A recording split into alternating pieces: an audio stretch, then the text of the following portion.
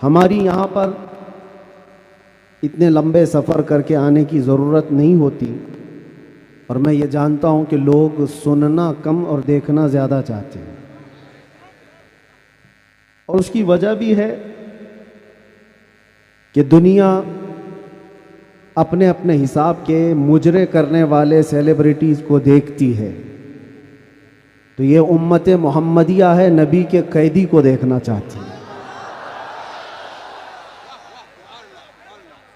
ظاہر سی بات ہے، جیل سے چھوٹنے کے بعد آدمی چہرہ چھپا کے گھومتا ہے، ہوتا ایسی ہی ہے، جیل کاٹ کے آیا ہے، سزا کاٹ کے آیا ہے، لوگ اس کو دیکھ کر کے تانے مار رہے ہوتے ہیں اور وہ منہ چھپا کر گھوم رہا ہوتا ہے، لیکن یہ قانون ہر جگہ فٹ نہیں ہوتا۔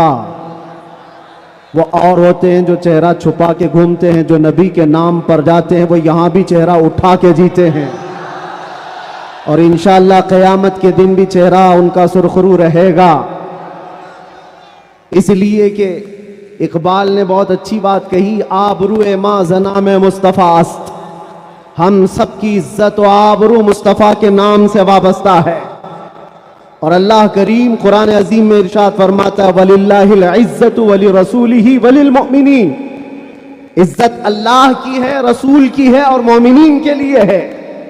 ہم نے دیکھا ہے میرے عزیزو، جن لوگوں کو آج سیلیبریٹی کہا جاتا ہے یا پاورفل شخصیت کہا جاتا ہے، سیاست میں آنے کی وجہ سے یا پھر گلیمر کی دنیا میں آنے کی وجہ سے، ٹیلی ویژن کے اوپر آنے کی وجہ سے، ان کے حالات ایسے ہیں کہ جب تک جوانی ہے ان کی چاندنی ہے، اور جب تک ان کا شباب ہے وہ چمک رہے ہیں، جہاں چہرے پہ جھریاں پڑ گئی نیا ہیرو آ جائے گا۔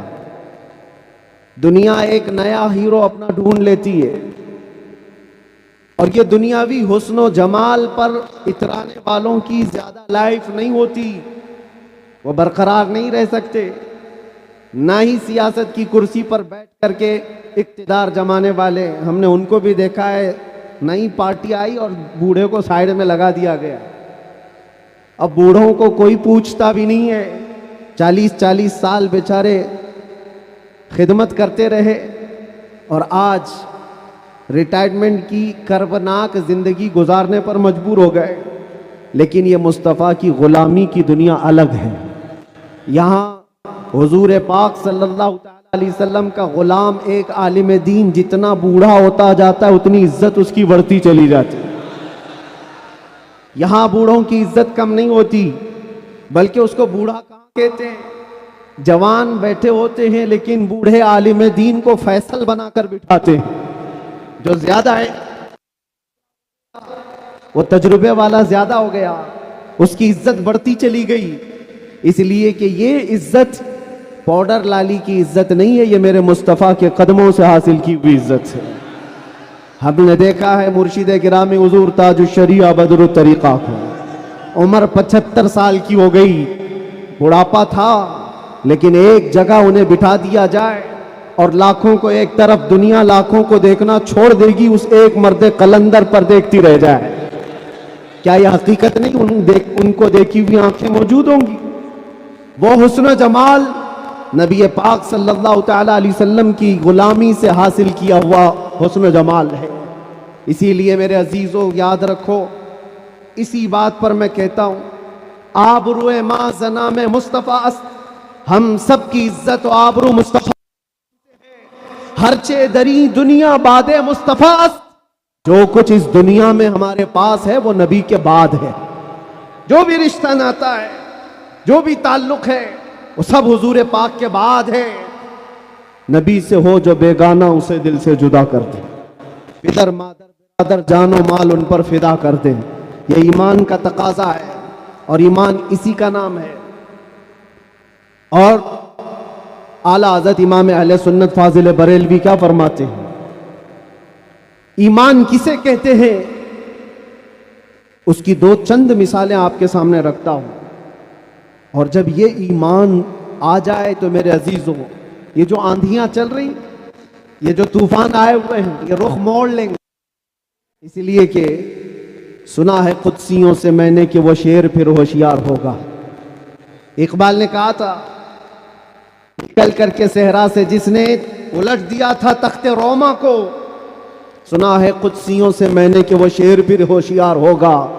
وہ مکہ کے رہنے والے، مدینہ طیبہ کی چٹائیوں پر بیٹھنے والے، ایک کھجور پر پورا دن اکتفا کرنے والے، پیوند لگے کپڑے پہننے والے، وہ رسول پاک کے غلام، لیکن نکلے تھے مکہ سے پیوند لگے کپڑے بغیر چپل کے۔ اس وقت کی دو سپر پاور طاقتوں کو گھٹنے ٹیکنے پر مجبور کر دیا تھا۔ تخت روما کو الٹ دیا تھا، رومن امپائر اور پرشین امپائر، جن کو قیصر و کسریٰ کہا جاتا ہے، دونوں کو جھکنے پر مجبور کر دیا تھا۔ تاریخ کی یہ سچائیاں بتاتی ہیں۔ کون لوگ تھے وہ؟ خالد بن ولید، سیف اللہ المسلول، 4 لاکھ صلیبیوں کے سامنے مقابلے کے لیے کھڑے تھے۔ تو صلیبیوں کے بادشاہ نے کہا تھا کہ یہ عرب کے بدو یا عرب کے دیہاتی لوگ ہم سے لڑنے آئے جو رومن امپائر کے فوجی ہیں، اسلحے سے لیس ہیں، طاقت سے بھرپور ہیں۔ تو خالد بن ولید نے کیا کہا تھا جانتے ہو؟ آپ نے کہا تھا رومیو، جس طرح تمہارے فوجی شراب پسند کرتے ہیں، ہم وہ فوج لے کر کے آئے ہیں، تمہاری شراب سے زیادہ ہم شہادت پسند کرتے ہیں۔ یہ وہ لوگ ہیں جو شہادت کے لیے جیتے ہیں۔ عزیزان گرامی وقار، وہ ایمان کامل جب آ جائے تو پھر یہ طوفان اور یہ آندھیاں اپنا رخ موڑ لیں گی۔ آج وجہ یہی ہے، ان سے پھرے جہاں پھرا پھرائی کمی وقار میں، ان کے جو ہم غلام تھے خلق کے پیشوا رہے۔ حضور پاک صلی اللہ تعالی علیہ وسلم کی غلامی سے جہاں کہیں تم منہ پھیرو گے، تھوڑا سا بھی ہٹو گے، عزت نکال لی جائے گی، عزت ختم کر دی جائے گی۔ تمہیں جو مرتبہ ملا ہے وہ خیر امت ہونے کا، وہ حضور کی غلامی کی وجہ سے ملا ہے۔ عمر ابن خطاب رضی اللہ تعالیٰ عنہ 36 لاکھ اسکوائر کلومیٹر پر حکومت کرتے تھے۔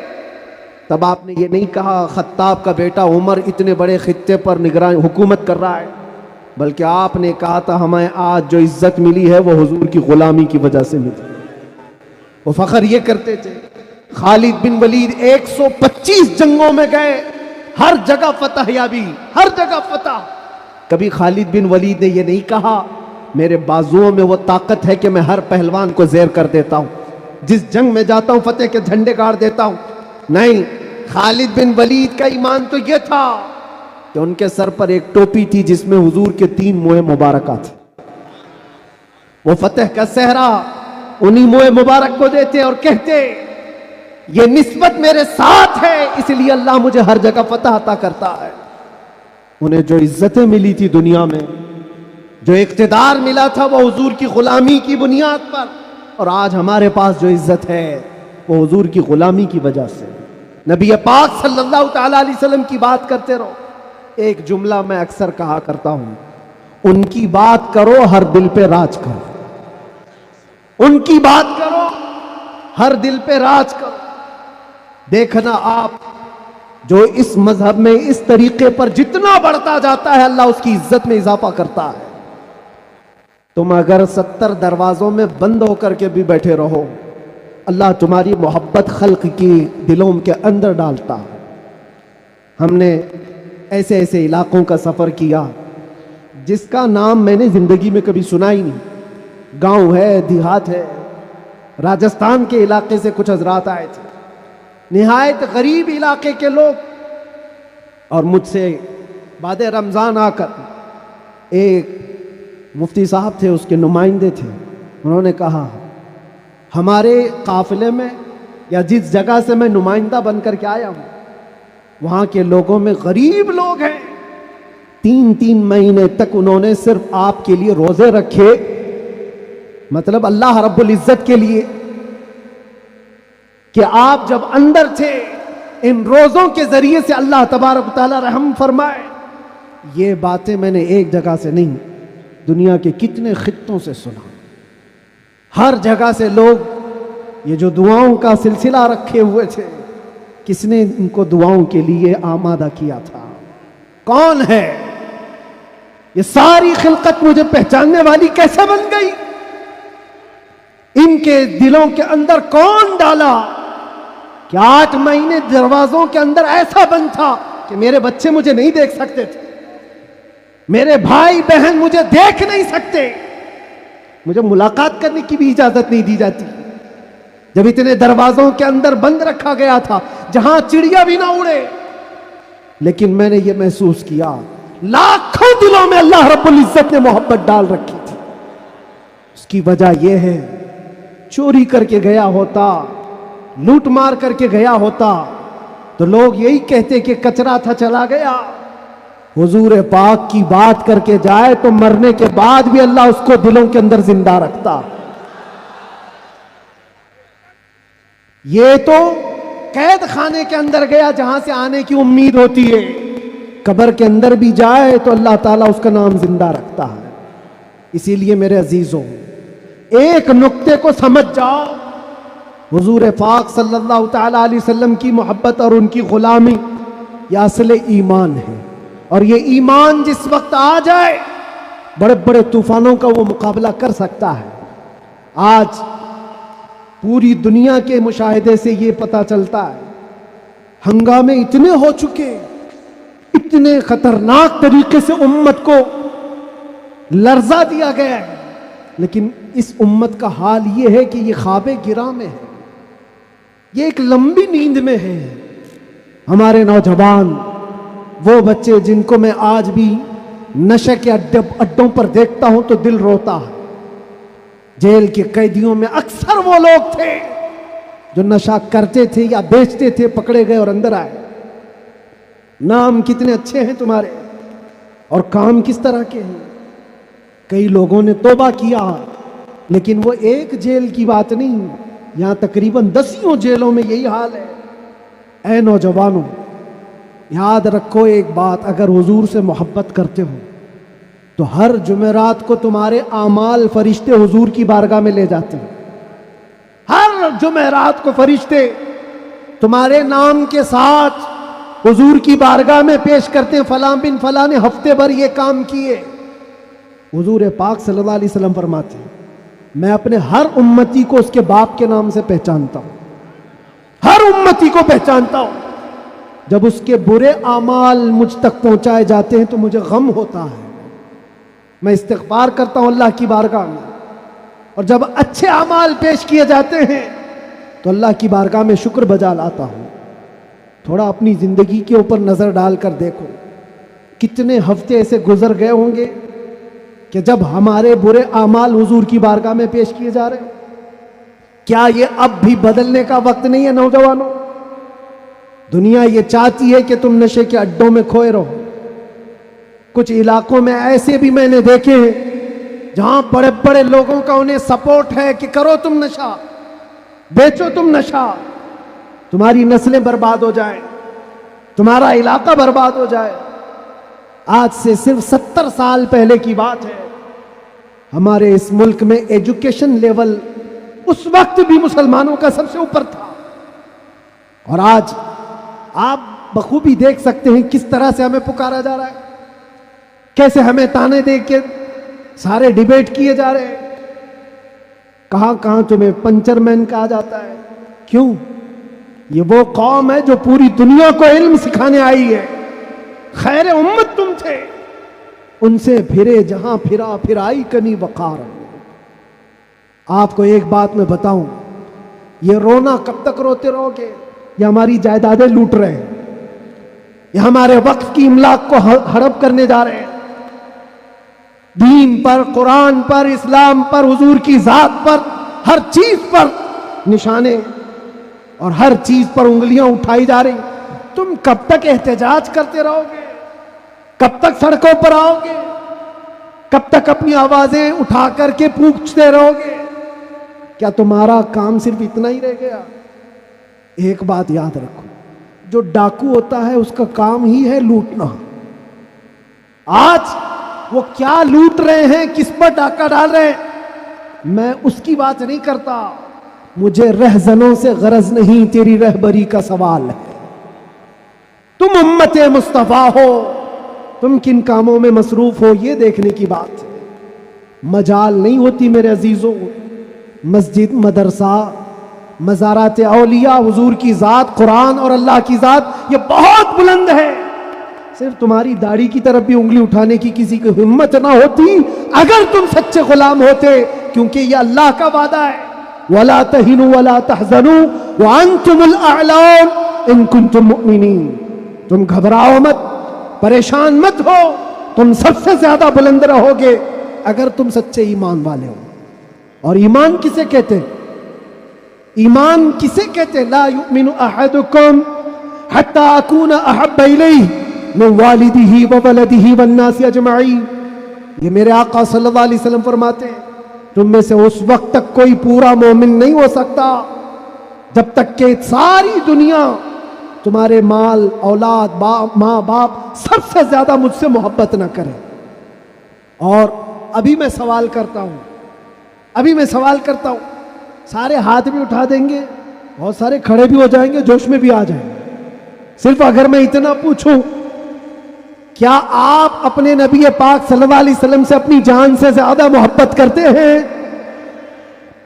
میں ہاتھ اٹھانے نہیں کہہ رہا ہوں، سب تو کہتے. یہ سوال ایسا ہے، حضرت ابو بکر شبلی کہتے اسی سوال سے میں ڈرتا ہوں ہمیشہ کہ اگر کوئی پوچھ لے مجھ سے کیا تو حضور پاک صلی اللہ علیہ وسلم سے اپنی جان سے زیادہ محبت کرتا ہے، اس سوال سے تو میں ڈرتا ہوں. پوچھا گا کیوں؟ کہا اس سوال کے جواب میں اگر نہ کہہ دیا تو ایمان ہی چلا گیا، وہ آدمی کا ایمان ہی ختم ہو گیا. اور اگر ہاں کہتا ہوں تو میرے اعمال مجھ کو کوستے ہیں. کہاں تو جان سے زیادہ محبت کی بات کر رہا ہے اور کہاں تیرے عمل جس سے محبت کی جاتی ہے. تقاضا یہ ہے اپنا ہر عمل اپنے محبوب کے عمل کے مطابق ہونا چاہیے. اور حضور اکرم صلی اللہ علیہ وسلم نے یہ بھی فرمایا لا یؤمن احدکم حتی یکون ہواہ تبعا لما جئت بہ.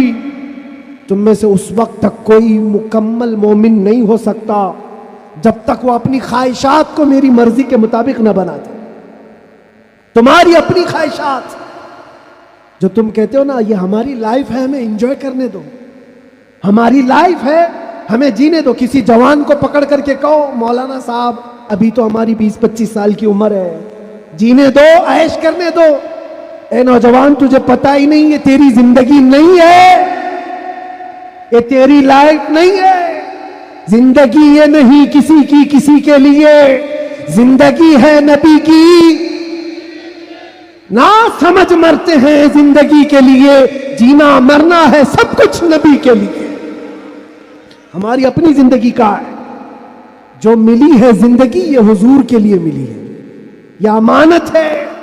ابھی آپ نہیں سن رہے تھے امام اہل سنت فاضل بریلوی نے کیا فرمایا؟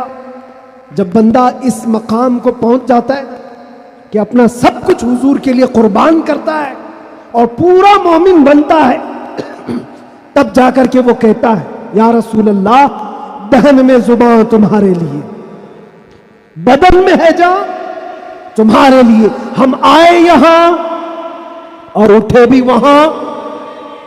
یہ کب کہتا ہے بندہ؟ جب اس کا ایمان مکمل ہو جائے. میرا اپنا کچھ نہیں ہے، جو کچھ ہے وہ حضور کا ہے. دہن میں زبان تمہارے لیے، بدن میں ہے جان تمہارے لیے. ہم آئے یہاں تمہارے لیے، اٹھے بھی وہاں تمہارے لیے. یہ صحابہ کا مسلک تھا میرے عزیز. انہوں نے اپنے سارے رشتے حضور پاک کی مرضی پر لا کر ختم کر دیے تھے. سارے رشتے اگر حضور سے جدا ہیں تو ان کا کوئی رشتہ نہیں تھا، کوئی رشتہ نہیں تھا. آج ہمیں اس ایمان کو زندہ کرنا ہے. یہ عہد کر کے جاؤ، بڑے بڑے نعرے لگا کر، بڑے بڑے جلسے کر کے، جلوس کر کے، یا سڑکوں پر آ کر کے اگر تم یہ سوچتے ہو شکتی پردرشن سے بہت کچھ ہو جائے گا، دنیا جھکتی نہیں ہے. انسانوں کے ریلے سے نہیں ڈرایا جا سکتا. ہم نے دیکھا ہے انسانوں کے ریلے سے دنیا نہیں ڈرتی. پاؤں سے معذور لنگڑا بھی ہو لیکن اگر ویل چیئر پر بیٹھ کر لبیک پکارے پورا یورپ ہلنے لگتا ہے.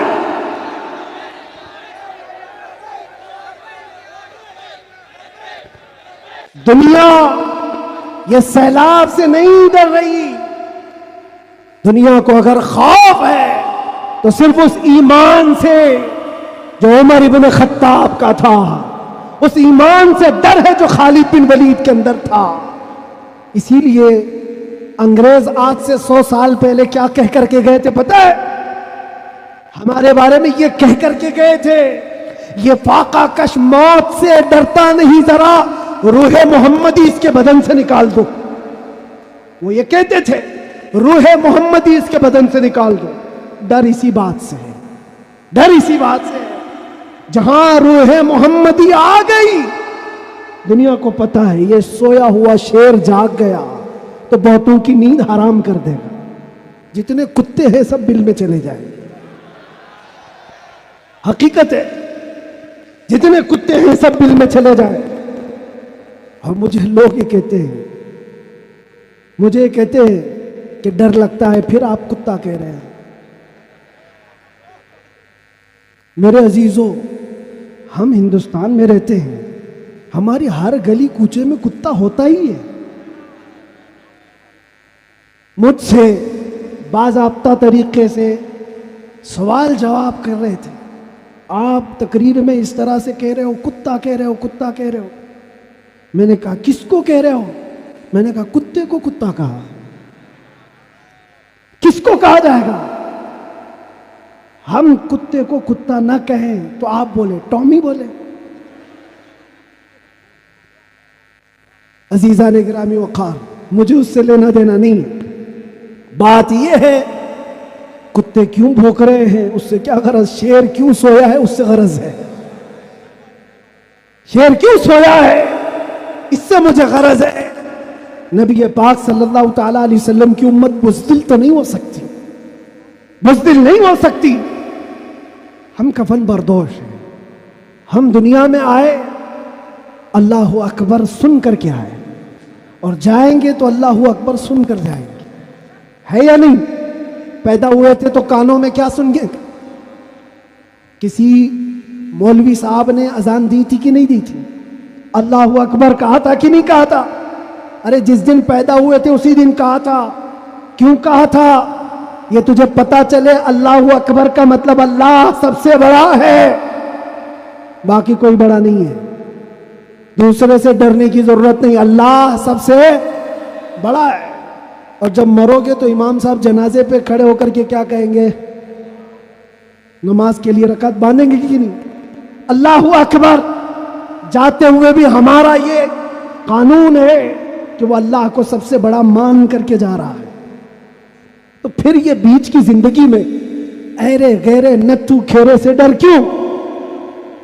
زیادہ سے زیادہ یہاں یہ ہوگا جو ہمارے ساتھ ہوا ہے۔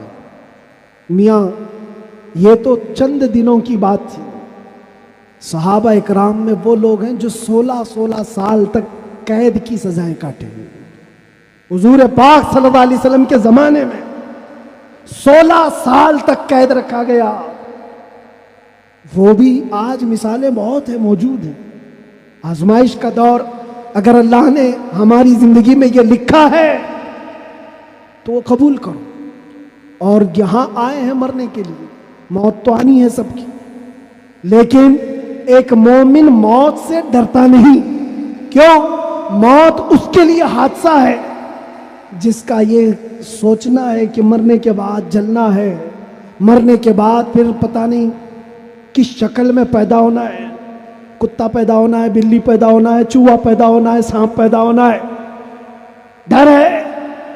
مومن موت سے ڈرتا نہیں، اس لیے کہ مومن کا یہ عقیدہ ادھر آنکھ بند ہوگی ادھر دیدار مصطفیٰ ہوگا، اور قبر میں بھی جائے تو کیا خوب کہا ہے ایک عاشق رسول نے، کیا خوب کہا ہے، جب منکر نکیر آ کر اسے اٹھائیں گے سوال جواب دینے کے لیے، تو عاشق مصطفیٰ جو قبر میں گیا وہ کیا کہتا ہے؟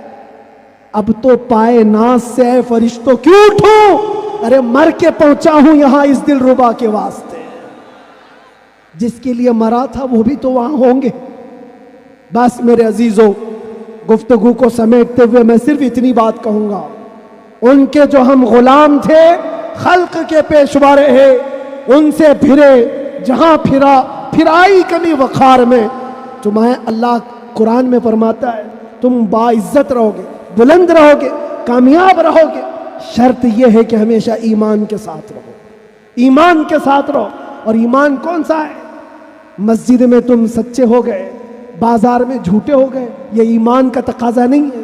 تم تجارت پر بیٹھے ہو, لوگوں کو دھوکہ دے رہے ہو یا پھر چیٹنگ کر رہے ہو, یہ ایمان کا تقاضا نہیں. ایک صحابی رسول ہیں حضرت نعمان, ایک ملک گئے, وہ بادشاہ عیسائی تھا. جب اسے خبر ملی کہ عرب کے محمد صلی اللہ علیہ وسلم کا ایک سفیر آیا ہوا ہے, ایمبیسیڈر آیا ہے, تو اس بادشاہ نے ریشم کا قالین بچھایا اور سونے کی کلائی کی ہوئی کرسی رکھا ان کے استقبال کے لیے.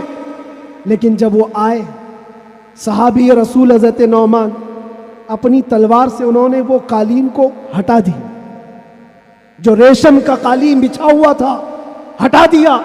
کہا میں زمین پر چل کر جاؤں گا. پھر جب کرسی دیکھی سونے کی ہے, ہٹا دیا. کہا میں عام کرسی پر بیٹھوں گا.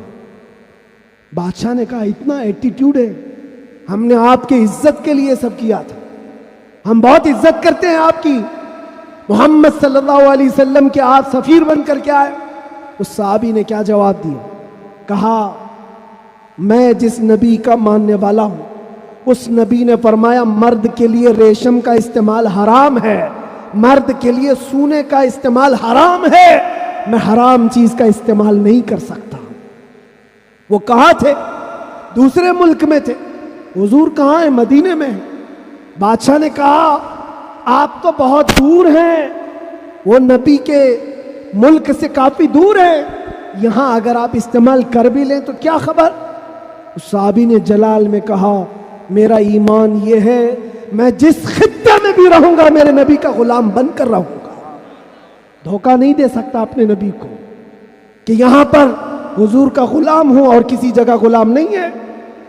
آپ سب کی بھی زندگی ایسی ہو کہ دنیا تمہیں کسی بھی جگہ دیکھے تو پہچان لے کہ حضور کا غلام ہے, سچ بولتا ہے, دھوکہ نہیں دیتا, جھوٹ نہیں بولتا. یہ تمہاری خصلتیں ہونی چاہیے, تمہاری عادتیں ہونی چاہیے. آج اگر کوئی یہ پوچھے نشہ کہاں ملتا ہے تو تمہارے محلے کی طرف کوئی اشارہ نہ کرے, کوئی تمہارے محلے کی طرف نہ آئے. سب کی یہ ذمہ داری ہر نوجوان کی کہ جانتے ہو حضور فرماتے تمہارے تلوے میں کانٹا بھی چبھے تو اس کے درد کا مجھے احساس ہوتا ہے. وہ نبی, اور تم اگر نشہ کر کر کے اپنے آپ کو تباہ کر لو گے, اپنے آپ کو برباد کر لو گے, تو اس رسول کو بھی آپ ٹھیس پہنچا رہے ہو, حضور پاک صلی اللہ تعالی علیہ وسلم کو تکلیف پہنچا رہے ہو. بدلو اپنی اس زندگی کو. اور میرا میسج یہی ہے, اٹھو وہ گھر نہ حشر نہ ہوگا پھر کبھی, دوڑو کے زمانہ چھال اپنی چل گیا. قوت عشق سے ہر پست کو بالا کر دو, دہر میں نام محمد سے اجالا کر دو, دہر میں نام محمد سے اجالا کر دو. اور یہ جو رونا ہے ہمارا, یہ سارے مسئلوں کا حل کیا ہوگا, ہمارا فیوچر کیا ہوگا, ہمارا مستقبل کیا ہوگا. ارے اللہ کریم قرآن میں فرمایا ہے, جس سے میں اپنی گفتگو کا آغاز کیا تھا, پھونکوں سے یہ چراغ بجھایا نہ جائے گا. یہ دین اسلام تمہارے اور ہمارے باپ سے چلایا نہیں جائے گا, یہ اللہ کریم کا نظام ہے. چنگیز بھی آئے, ہلاکو بھی آئے, بڑے بڑے آئے, سڑے سڑے آئے, اس درخت کو ہلانے کی کوشش کرتے رہے, اور نام و نمود بھی ختم, نام و نمائش بھی ختم, سب چلے گئے. باقی مگر اب تک نام و نشاں ہمارا, یونان و مصر و روما سب مٹ گئے جہاں سے, باقی مگر ہے اب تک نام و نشاں ہمارا. اقبال نے یہ سچ کہا تھا, توحید کی امانت سینوں میں ہے ہمارے, آسان نہیں مٹانا نام و نشاں ہمارا. اس بات کو یاد رکھو, تمہارے مٹ جانے سے, میرے قتل ہو جانے سے اسلام نہیں مٹتا, اسلام ختم نہیں ہوتا. اندھے لوگ اگر یہ سوچ کر کے بم برسا رہے ہو, قتل عام کر رہے ہو, تو انہیں کان کھول کر سوچ لینا چاہیے. کربلا کی دھرتی پر امام حسین کے پورے خاندان کو قتل کر دیا گیا, اس وقت جب اسلام نہیں رکا تھا, تو اس سیلاب سے کبھی اسلام نہیں رکنے والا. یہ صبح قیامت تک چمکتا دمکتا رہے گا. اللہ فرماتا ہے ولو کریہ الکافرون، اگرچہ کافروں کو اچھا نہ لگے، اللہ تعالیٰ اس دین کو غالب رکھے گا. آپ بدلو اپنی زندگی کو، سچے مسلمان بنو، سچے اسلام کی پیروی کرو، تاکہ دنیا کو آج جو یہ پروپیگنڈا پھیلا کر کے سمجھایا جا رہا ہے، اس پروپیگنڈے کو بدل کر کے دکھاؤ کہ نہیں، جھوٹ ہماری خصلت نہیں ہے، بددیانتی ہماری عادت نہیں ہے، بلاತ್ಕಾری ہم میں سے نہیں ہو سکتے، چور چمار ڈاکو نشہ خوری یہ ہم میں نہیں ہو سکتی. یہ ساری خصلتوں کو اپنے معاشرے سے دور کر کے پھر ثابت کر کے بتاؤ کہ حضور پاک کا غلام جدھر سے گزرتا ہے خوشبوئیں پھیلا کر جاتا ہے. اور عزت پھر تم دیکھو گے میرے عزیزوں، عزت فوج جمع کرنے کا نام طاقت نہیں ہے، ایمان کی قوت بڑھانے کا نام اصل طاقت ہے. یہ طاقت واپس آ جائے انشاءاللہ العزیز. ایک جملہ کہتا ہوں، سنو، کان کھول کر سنو، بہت اچھی بات ہے. یہ میری پوری تقریر کا خلاصہ، لب لباب، حاصل کلام. کیا کیا چیزیں تمہیں چاہیے؟ کیا کیا چیزیں چاہیے؟ تخت چاہیے، سیاست چاہیے، قیادت چاہیے، حکومت چاہیے، ایجوکیشن میں مہارت چاہیے، بڑی کامیابی چاہیے. کیا کیا چاہیے؟ زمین چاہیے، جائیداد چاہیے، اوپر تک اڑنا آنا چاہیے. کیا کیا چاہیے؟ سب جمع کر لو. ایک ہی چیز ہے، ایک ہی چیز ہے کہ محمد سے وفا تمہیں تو ہم تیرے ہیں. یہ جہاں چیز ہے کیا؟ لوح و قلم تیرے ہیں، لوح و قلم تیرے ہیں. اور آج ہم نے محسوس کیا ہے، مجھے کون پہچانتا تھا، میں کس خاندان سے ہوں، یہ میٹر نہیں کرتا. میں اپنے باپ کے نام سے، اپنے خاندان کے نام سے یا کوئی سیاسی عہدہ رکھنے کی وجہ سے نہیں پہچانا جاتا، بلکہ اگر پہچانا جاتا ہوں تو صرف اس بنیاد پر جب تک بکے نہ تھے تو کوئی پوچھتا نہ تھا یا رسول اللہ تم نے خرید کر ہمیں انمول کر دیا، لبیک یا رسول اللہ.